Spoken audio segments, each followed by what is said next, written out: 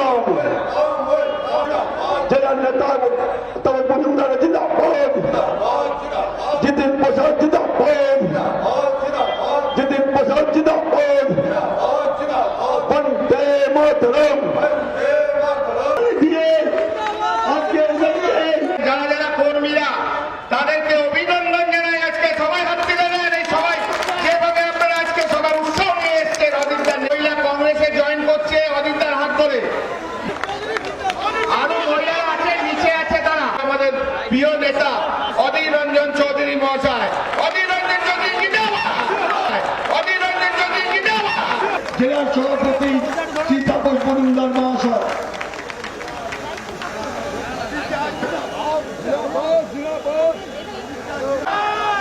आपके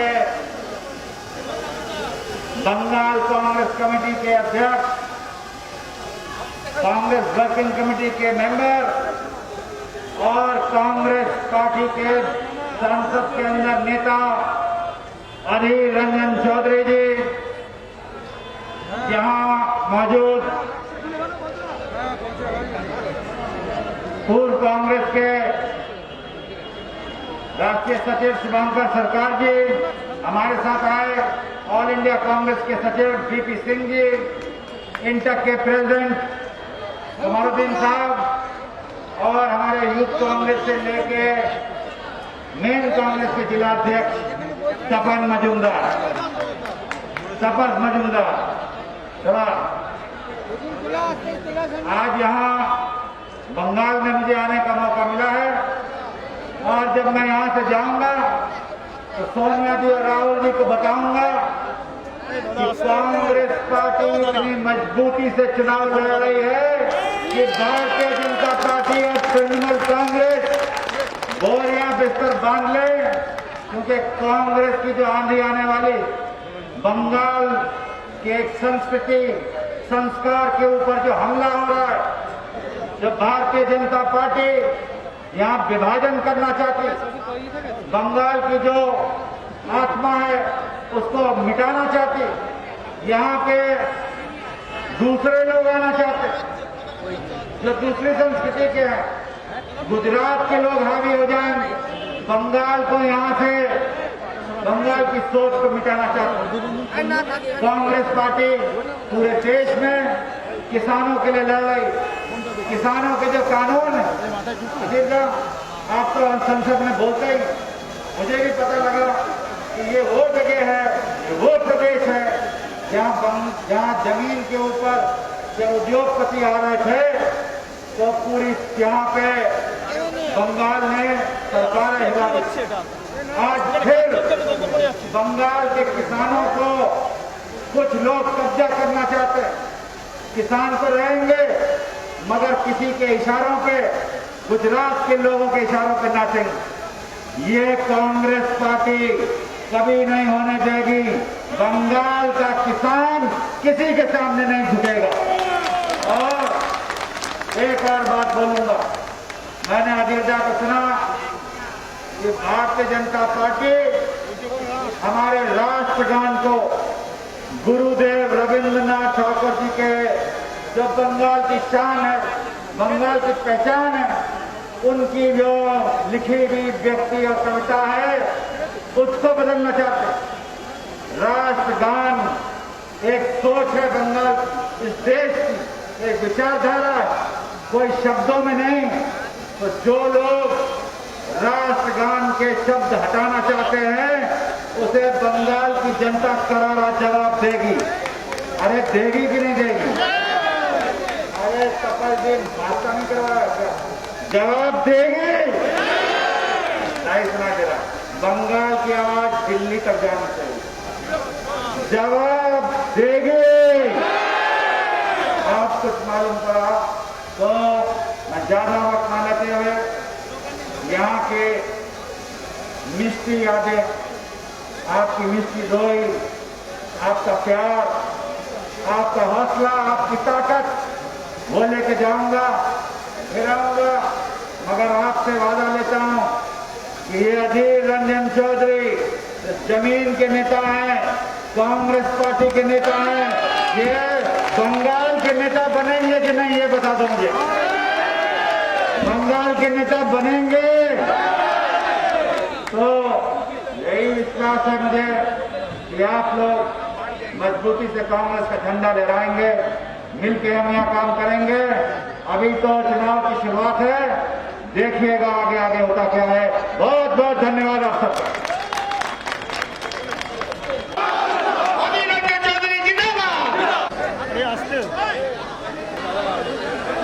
আজ কংগ্রেসের ঢাকায় এই সভায় উপস্থিত সর্বস্তরের আমার গুরুজন ব্যক্তিবর্গ, শ্রদ্ধেয় মাতৃমণ্ডলী, বন্ধু, সহকর্মী, ছোট ছোট ভাই এবং বোনেরা, আপনাদের এই বিশাল উপস্থিতি শুধু আমাকে নয়, সারা বাংলার কংগ্রেসকে আগামী দিনে শক্তিশালী করবে। আপনাদের উপস্থিতি বাংলার সর্বস্তরের কংগ্রেস কর্মীদেরকে নতুনভাবে রাজনীতি করবার এবং কংগ্রেসকে শক্তিশালী করবার প্রেরণা যোগাবে। কয়েক কিলোমিটার পথ হেঁটে আপনারা যেভাবে এই সভায় উপস্থিত হয়েছেন, আপনাদের কৃতজ্ঞতা জানানোর আমার ভাষা নেই। তবে একটা কথা বলতে পারি যে আপনারা আজ কংগ্রেস দলকে অনেক কিছু দিলেন, কংগ্রেস দলকে আজ অনেকটাই শক্তিশালী করলেন, তাই আপনাদের আমি ধন্যবাদ জানাই। আজ আপনারা এটাও দেখলেন যে আমাদের সভায় খড়দা থেকে আমাদের সবাই খড়দা থেকে তৃণমূল দলের কর্মীরা এসে যোগদান করছে। বড় এমএলএ আসছে না, বড় নেতা আসছে না, আমাদের দরকারও নাই, আমাদের ছোটখাটো এলেই হবে। আমাদের কর্মী দরকার তৃণমূলের কর্মীরা চলে আসুন। কংগ্রেস দল আপনাদের জন্য সকাল থেকে সন্ধে নয়, গোটা রাত দরজা খুলে রেখেছে। আপনারা চলে আসুন। তৃণমূল দলে আপনাদের কিছু দেবে না, তৃণমূল দলে আপনারা সম্মান পাবেন না, মর্যাদা পাবেন না। তৃণমূল দল আপনাদের সঙ্গে কৃতদাসের মতন ব্যবহার করে।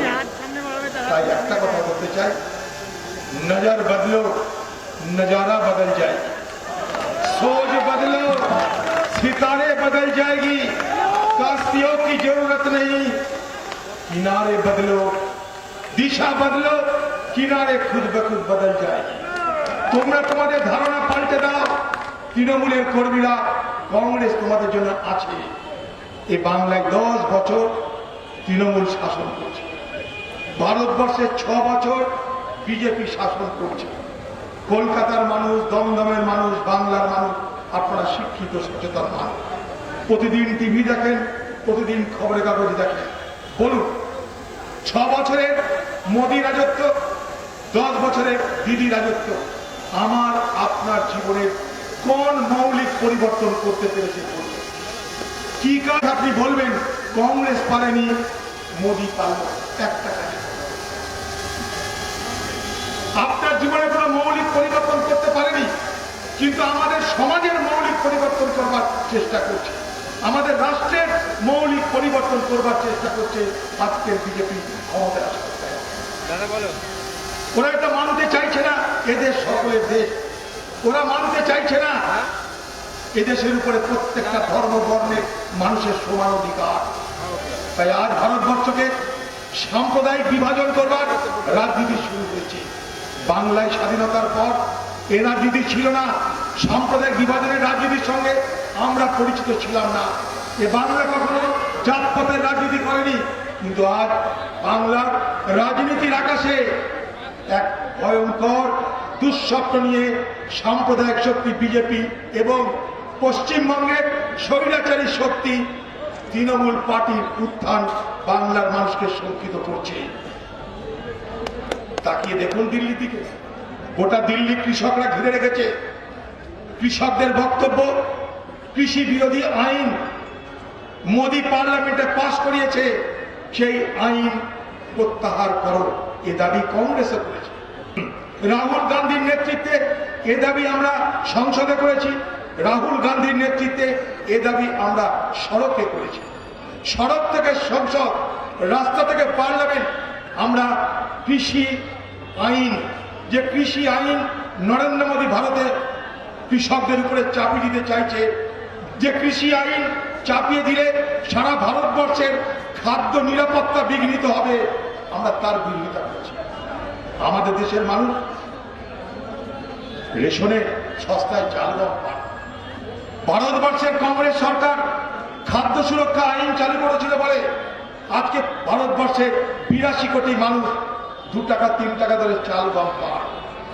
আজকে করোনার পর বিনা পয়সায় ভারতবর্ষের বিভিন্ন রাজ্যে চাল গম দেওয়া হচ্ছে মানুষকে, কারণ আমাদের দেশে প্রচুর পরিমাণ খাদ্য উৎপাদন হয়। এই যে প্রচুর পরিমাণ খাদ্য উৎপাদন হয়, এই খাদ্য কে উৎপাদন করে?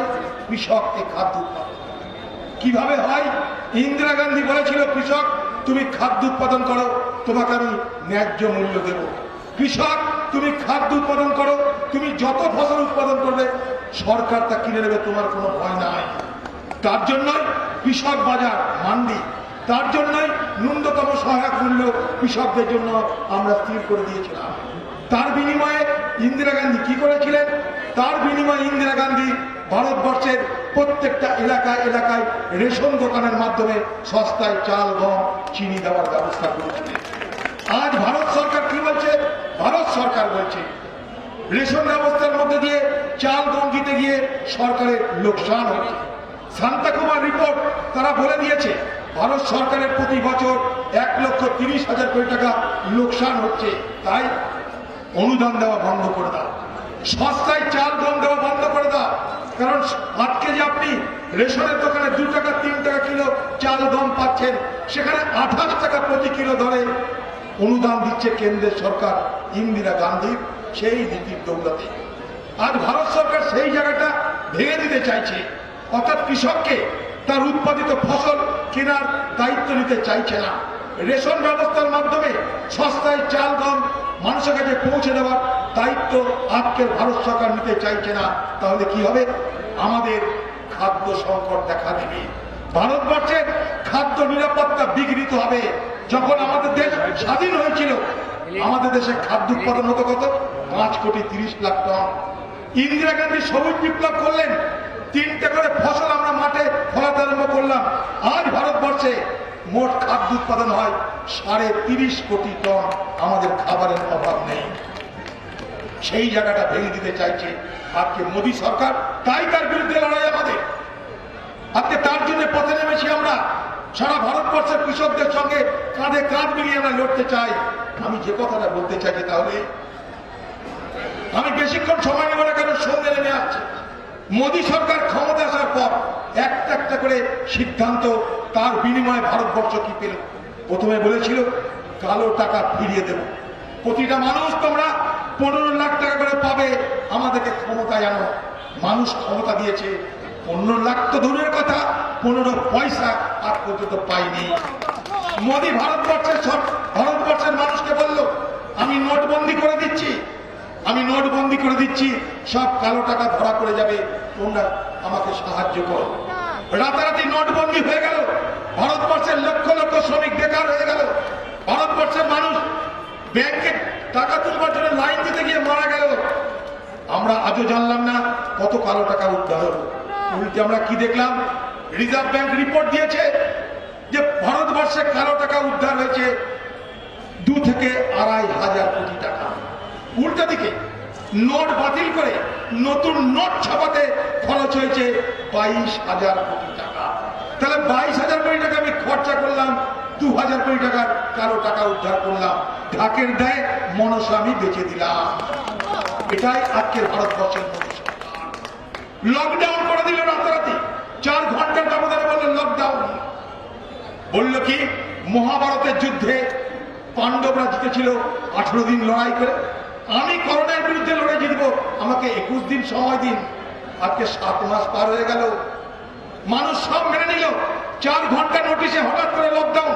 2 দিন আগে বলতে পারত, 4 দিন আগে বলতে পারত, মানুষ প্রস্তুতি নিত। হঠাৎ করে 4 ঘন্টা নোটিশে লকডাউন। সারা দেশ জুড়ে ত্রাহি ত্রাহি রব, লক্ষ লক্ষ মানুষ রাস্তায় নেমে এলো। কেউ বাড়ি যেতে চাইছে, কেউ আশ্রয় খুঁজছে। তাদের নিরুপায় অবস্থা, দুর্দশার অবস্থা, তাদের সেই ভয় ভীতি, সেই ভয়ঙ্কর দিনগুলোর কথা একবার মনে করে দেখুন। টিভি খুললেই মানুষের লাইন, পায়ে চটি নাই, পকেটে পয়সা নাই, পেটে খাবার নাই, উপরে সূর্য গরম, তার মধ্যে পায়ে হেঁটে হেঁটে চলেছে। কখনো সাপের কামড়ে মারা যাচ্ছে, কখনো গাড়ির ধাক্কায় মারা যাচ্ছে, কখনো ক্ষুধার যন্ত্রণায় মারা যাচ্ছে, কখনো হাত ফেলে মারা যাচ্ছে। মানুষের মিছিল আমরা দেখেছি। সে সময় কি দেখলাম আমরা? মোদী সরকার এগিয়ে এলো না। কংগ্রেস বলল যে তোমরা প্রত্যেকটা গরিব মানুষের পকেটে পকেটে টাকা দাও, 7,500 টাকা। দিল না। বাংলার মুখ্যমন্ত্রী মমতা ব্যানার্জি সে বলল আমি বাইরের শ্রমিককে বাংলায় আসতে দেব না, করোনা এক্সপ্রেস পশ্চিমবঙ্গে ঢুকতে দেব না। তাহলে সরকারগুলো কাদের জন্য? নরেন্দ্র মোদী বলছে সবকা সাথ সবকা বিকাশ, মমতা ব্যানার্জি বলছে মামাটি মানুষের সরকার। কেউ তো মানুষের সঙ্গে নেই, সবাই নিজের সঙ্গে আছে, সবাই নিজেরটা দেখছে। মানুষের জন্য কে দেখবে? মানুষের জন্য দেখার কে আছে? মানুষের কথা ভাবার কে আছে? মনে রাখবেন ভারতবর্ষের মানুষ, মনে রাখবেন বাংলার মানুষ, আজও পর্যন্ত মানুষের জন্য যদি কেউ ভাবে, মানুষের কথা যদি কেউ বলে, মানুষের জন্য যদি কেউ কিছু করে, তার নাম ভারতবর্ষের জাতীয় কংগ্রেস। ইতিহাসে কথা বলবে, ইতিহাসে কথা বলবে। স্বাধীনতার পর থেকে আজ পর্যন্ত এ দেশটাকে সুরক্ষিত রেখেছে কে? স্বাধীনতার পর থেকে আজ পর্যন্ত এ দেশের উন্নয়ন করেছে কে? স্বাধীনতার পর থেকে আজ পর্যন্ত আমার আপনার জীবনের পরিবর্তন করেছে কে? যখন স্বাধীন হয়েছিলাম আমাদের আয়ু ছিল 28 বছর। আজ ভারতবর্ষের গড় আয়ু 70 বছর পার হয়ে গেছে। যখন আমরা স্বাধীন হয়েছিলাম আমাদের ভারতবর্ষের মানুষের আয়ু ছিল 28 থেকে 30 বছর। আজ ভারতবর্ষের মানুষের শুধু গড় আয়ু 70 থেকে 72 বছর। বলুন কোথা থেকে কোথায় এসেছি? যখন আমরা স্বাধীন হয়েছিলাম আমাদের দেশে শিক্ষার হার ছিল 18%। আজ আমাদের দেশে শিক্ষার হার 80% পার হয়ে গেছে। বলুন কে করেছে? যখন আমরা স্বাধীন হয়েছিলাম আমরা খাদ্যে স্বয়ংসম্পূর্ণ ছিলাম না, আজ আমরা খাদ্যে স্বয়ংসম্পূর্ণ। বলুন ভারতবর্ষকে এই জায়গায় কে নিয়ে এসেছে? আজ শুধু ঢোল বাজে, আজ শুধু আওয়াজ হয়, আজ শুধু প্রচারের ঝংকারে কংগ্রেসের সমস্ত কৃতিত্বকে ধামাচাপা দেওয়ার চেষ্টা করা হয়।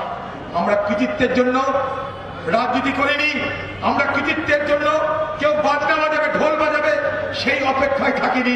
আমরা ভারতবর্ষকে এগিয়ে নিয়ে যাওয়ার আপ্রাণ চেষ্টা করেছি, তাই আজ ভারতবর্ষ এই জায়গায় দাঁড়িয়ে আছে। গতকাল বাংলাদেশের যুদ্ধের বিজয় দিবস পালিত হলো। 71 সালে ইন্দিরা গান্ধী পাকিস্তানের কাছ থেকে বাংলাদেশ ছিনিয়ে নিয়েছিল, পাকিস্তানকে টুকরো করে দিয়েছিল, 93,000 পাকিস্তানি সেনাকে বন্দী করেছিল। মনে করে দেখুন, আমরা কিন্তু তার জন্য ঢোল বাজাইনি, তার জন্য আমরা বলিনি বাজারে যে দেখো আমার ছাতি 56 ইঞ্চি হয়ে গেছে। আমরা তা বলিনি, আমরা করে দেখাই, আমরা করে দেখাই, আমরা মুখে নয় কাজে করে দেখাই। আর চীন লাদাখ সীমান্তে আমাদের 1000 স্কোয়ার কিলোমিটার এলাকা দখল করে রেখেছে। ভারতবর্ষের সীমানার মধ্যে প্রবেশ করে গালওয়ানে আমাদের সেনাবাহিনীকে মেরে দিল। আমাদের জওয়ান পাল্টা মেরেছে। ভারতবর্ষের বীর জওয়ান, তাদের জন্য আমরা সবাই গর্বিত। ভারতবর্ষের বীর জওয়ান আমাদের অহংকার, আমাদের গর্ব। কিন্তু একটা কথা যখন মোদী বলে যে চীন থেকে কেউ আসেনি, চীন থেকে কোনো প্রবেশ হয়নি, চীন থেকে কেউ প্রবেশ করে আমাদের এলাকা দখল করেনি, তখন আমি ভাবি ইনি কি প্রধানমন্ত্রী? ভারতবর্ষের মানুষকে মিথ্যা কথা বলছেন আপনি। আপনি বললেন যে कोई चीनी फौज ना घुसा है ना घुसा हुआ है ना हमारे कोई कैंप उनकी कब्जा में है বলেছিল, মনে করে দেখুন। আর আজকে কি বলছে ভারত সরকার? ভারত সরকার বলছে চীনের সঙ্গে আমাদের তখনই সমঝোতা হবে যখন চীন তার পুরনো জায়গায় ফিরে যাবে। মনে করে দেখুন, পুরনো জায়গায় ফিরে যাবে মানে সে পুরনো জায়গায় নেই, নতুন জায়গা মানে সে ভারতবর্ষের ভূখণ্ড দখল করে আছে। এ বলছে, সরকার বলছে। অথচ ভারতবর্ষের প্রধানমন্ত্রী কি বলল? চীন আমাদের মধ্যে প্রবেশ করেনি, চীন আমাদের ভূখণ্ডে প্রবেশ করেনি। মনে করে দেখুন, এইভাবে ভারতবর্ষের মানুষকে ধোঁকা অন্তত কংগ্রেস দেয় না। তাই এই ভারতবর্ষের আজকের সরকার সম্পর্কে আপনারা সতর্ক হবে। বাংলার সরকার সে তো আরেক ত্রিমূর্তি। বাংলার সরকার তৃণমূলের সরকার, তার 10 বছর পার হয়ে গেল, সে এখন রিপোর্ট কার্ড বার করছে। সে বলছে দেখো আমি কি করেছি, দেখো রিপোর্ট কার্ড দেখে দেখে নাও। দিদি রিপোর্ট কার্ডে বলছে বাংলাকে আমি পাল্টে দিয়েছি। রিপোর্ট কার্ডে বলছে ক্ষমতা আসার আগে পশ্চিমবঙ্গের মানুষের যা রোজগার ছিল আজ নাকি রোজগার 3 গুণ হয়ে গেছে। আপনাদের নিজেদের পকেটটা হাত দিন একবার, নিজেদের ঘরটা একবার দেখুন, আপনার কি রোজগার 2 গুণ 3 গুণ বেড়ে গেছে? সরকার বলছে, রাজ্য সরকার, যে মানুষের রোজগার মাথা পিছু 50,000 ছিল, এখন হয়েছে 1,09,000। আমি বলছি না, সরকার বলছে। আপনি নিজে বিচার করে দেখুন। পশ্চিমবঙ্গ সরকার আজকে মানুষকে রিপোর্ট কার্ড পেশ করেছে। সেই রিপোর্ট কার্ডে কিন্তু একথা বলেনি যে সারা ভারতবর্ষের মধ্যে সব থেকে বেশি নারী পাচার হয় এই বাংলা থেকে। রিপোর্ট কার্ডে একথা লেখা নেই। সারা ভারতবর্ষের বেশ্যালয়গুলোতে সব এই বাংলার মা বোনেদের আশ্রয় নিতে হয়েছে। তৃণমূল আপনার জমানায় রিপোর্ট কার্ডে একথা বলা নাই। সারা ভারতবর্ষে আপনারা কি জানেন, এই পশ্চিমবঙ্গ সেই রাজ্য যেখানে 100টা শিশুর মধ্যে 33টা শিশু অপুষ্টিতে ভুগছে এই তৃণমূলের জমানায়। রিপোর্টে সে কথা কিন্তু লেখা থাকবে না। রিপোর্টে একথা লেখা নাই যে যখন পরিযায়ী শ্রমিকরা পশ্চিমবঙ্গে আসতে চাইল তখন আপনি তাদের ঢুকতে দিলেন না, জায়গা দিলেন না, খেতে দিলেন না। এ কথা রিপোর্ট কার্ডে বলা নাই। রিপোর্ট কার্ডে এ কথা বলা নাই যে আপনি গায়ের জোরে একের পর এক কংগ্রেসের এলাকাগুলোকে দখল করে তাদের এমএলএদেরকে খরিদ করে ভয় দেখিয়ে পঞ্চায়েত পৌরসভাকে মেরে ধরে দখল করে শয়ে শয়ে কংগ্রেস কর্মীকে মিথ্যা কেসে জেলে পুরে আপনি ক্ষমতায় টিকে আছেন। আপনার রিপোর্ট কার্ডে এ কথা বলা নাই। আপনার রিপোর্ট কার্ডে কথা বলা নাই যে আপনার দলের নেতারা তারা কি করে আজ এত বড় বড় ব্যক্তিত্ব হয়ে গেল। যারা বিড়ি খেত এখন সিগারেট খায়, যারা 2 চাকায় চলতে এখন 4 চাকায় চলে, যারা চুল্লু খেত এখন তারা হুইস্কি খায়। কথা তো আপনি বলছেন না একবারও। আর আপনার দল ভেঙে চুরমার হয়ে যাচ্ছে। আর আপনি বলছেন যে বিজেপি আপনাকে ভয় দেখিয়ে আপনার দলকে লোভ দেখিয়ে ভেঙে দিচ্ছে। আপনি যে কংগ্রেস দলকে ভেঙেছিলেন, আপনি কি হ্যামলিনের বাঁশি বাজিয়ে ভেঙেছিলেন? আপনি কি হ্যামলিনের বাঁশি বাজিয়ে, আপনি কি গান শুনিয়ে কংগ্রেস দলকে ভেঙেছিলেন? না ভয় দেখিয়ে কংগ্রেস দলকে ভেঙেছিলেন?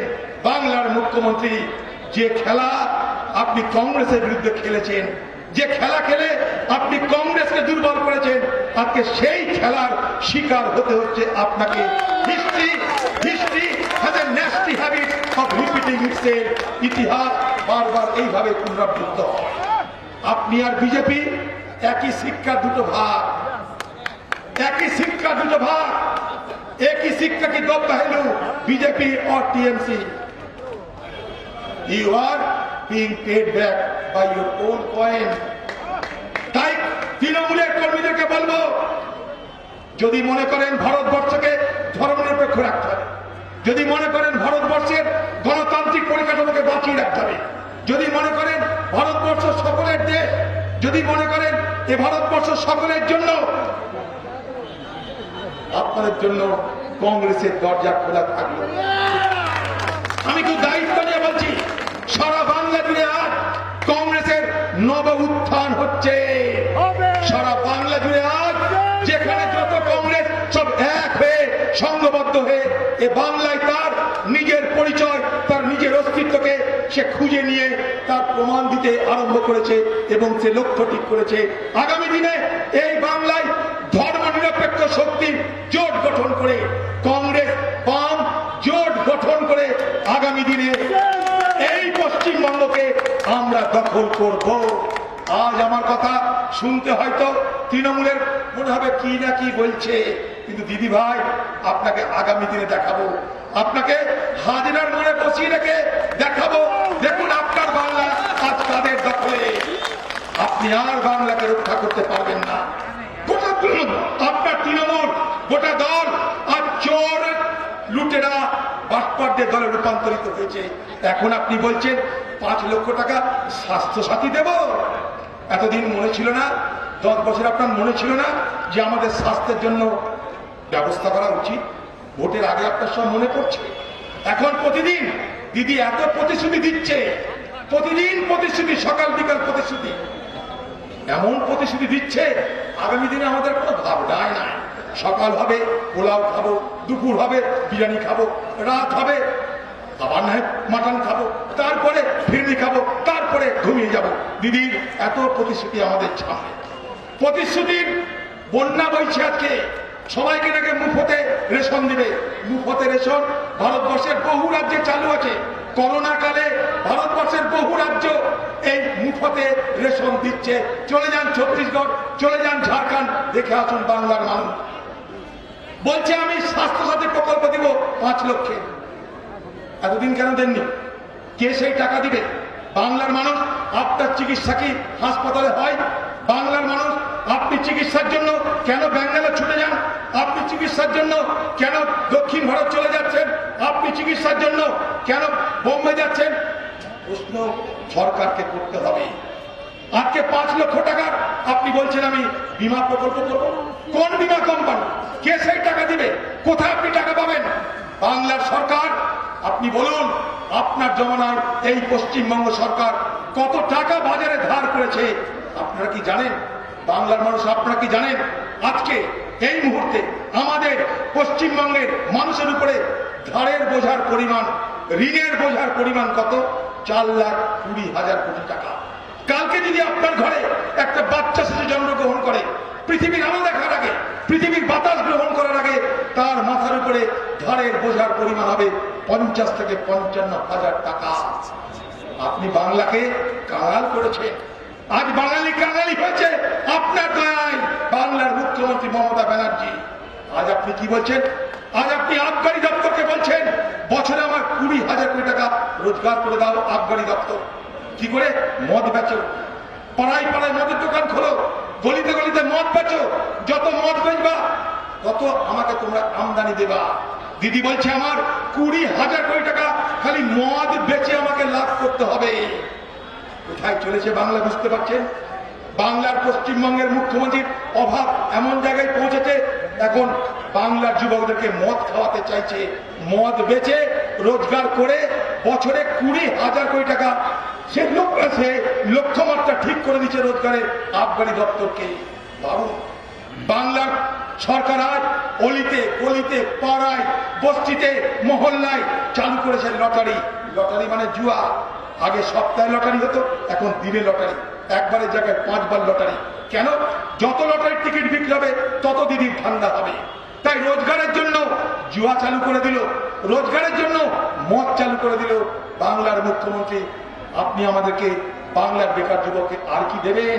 রাম যুগ মে দুধ মিলা, কৃষ্ণ যুগ মে ঘি, দিদি কি যুগ মে দারু মিলা, খুব দবাকে এগুলো বাংলার মুখ্যমন্ত্রী বাংলাকে এই উপহার দিলেন। না আমরা কোথায় যাব? শিল্প নেই, রুটি নেই, রুজি নেই, চাকরি নেই। এ বাংলায় আছে লুটতরাজ আর লুটতরাজ। তৃণমূল দলের নেতারা, বড় বড় নেতারা, মন্ত্রীরা, শান্তিরা গোটা বাংলাকে লুট করে নিল।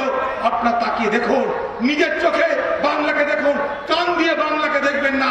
বাংলার মুখ্যমন্ত্রী কান দিয়ে বাংলাকে দেখাতে চায়, আপনার নিজের চোখ দিয়ে বাংলাকে দেখুন। মনে রাখবেন, ভারতবর্ষের জাতীয় কংগ্রেস দেশ যখন চালাতে পারে, ভারতবর্ষের জাতীয় কংগ্রেস পাঞ্জাব চালাতে পারে, রাজস্থান চালাতে পারে, ছত্তিশগড় চালাতে পারে, পশ্চিমবঙ্গ চালাতে পারবে। আমরা শুধু সুযোগের অপেক্ষায়। আগামী দিনে তাই কংগ্রেস এবং বামকে শক্তিশালী করে এ বাংলায় ধর্মনিরপেক্ষ জোটকে আপনারা বলশালী করুন এবং এই পশ্চিমবঙ্গে সাম্প্রদায়িক শক্তি বিজেপি, স্বৈরতান্ত্রিক শক্তি মমতা ব্যানার্জি, যাকে আমরা টিএমসি বলি, এই দুই শক্তিকে, দুই অপশক্তিকে বাংলার মাটি থেকে উচ্ছেদ করুন। ভারতবর্ষের কংগ্রেস আজ নয়, যুগ যুগ ধরে বলে আসছে ভারতবর্ষের স্বাধীনতাকে রক্ষা করো, ভারতবর্ষের গণতন্ত্রকে রক্ষা করো, ভারতবর্ষের ধর্ম নিরপেক্ষতাকে রোজগার আমরা রক্ষা করব। তার জন্য মহাত্মা গান্ধী, ইন্দিরা গান্ধী, রাজীব গান্ধীকে প্রাণ দিতে হয়েছে, কিন্তু আমরা আমাদের শপথ থেকে সরে যাইনি। আজও সেই শপথ আমরা নিচ্ছি। শপথ নিয়ে বলছি, আজও শপথ নিয়ে বলছি, हिंदुस्तान की आजादी की शाम न आने देंगे, शहीदों को बदनाम ना होने देंगे। जब तक बची रहे एक बूंद भी लहू अपने रंगों में, भारत माता की आंचल को नीलाम ना होने देंगे। তাই এলাকার মানুষ আপনারা কংগ্রেসকে শক্তিশালী করুন, কলকাতার মানুষ কংগ্রেসের পক্ষে আসুন।